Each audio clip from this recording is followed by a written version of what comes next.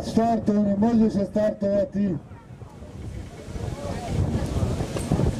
Glavni starter je podigao crveni barjak, auto je krenuo, konji su...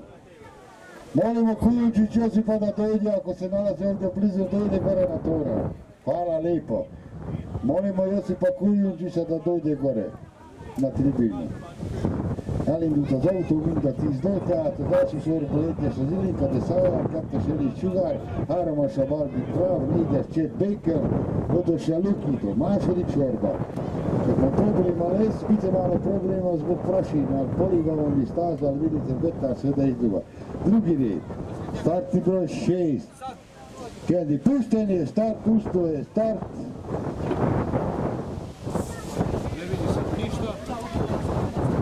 Obavještavamo publiku da mi odavde ništa ne vidimo i publika ništa ne vidi. A bíró se nincs látunk innen semmit, csak a lovak fülít.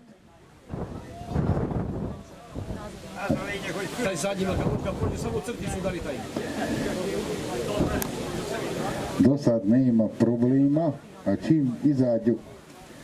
Sad Kečenović napada sa spoja.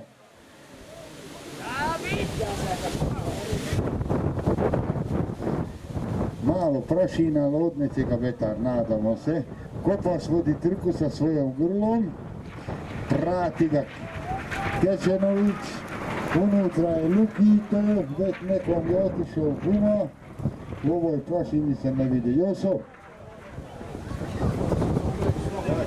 Ono je odustao zadnji.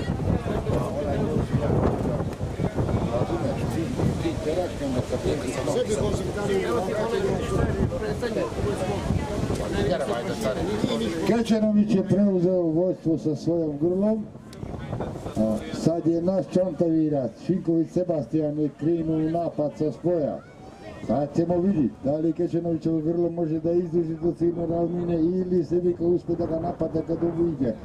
Meglátsuk, hogy a Kecsenov is a lovába ki tudja tartani a célit.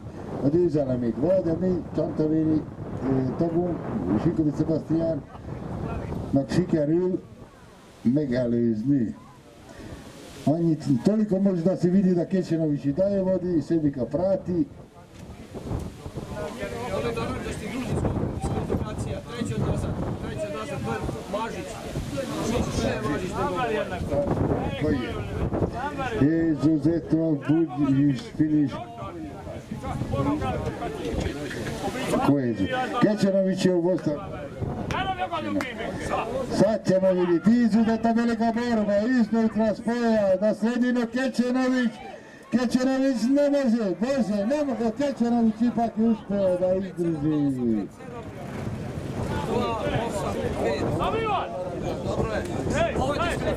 Startni broj 10 je diskvalifikacija.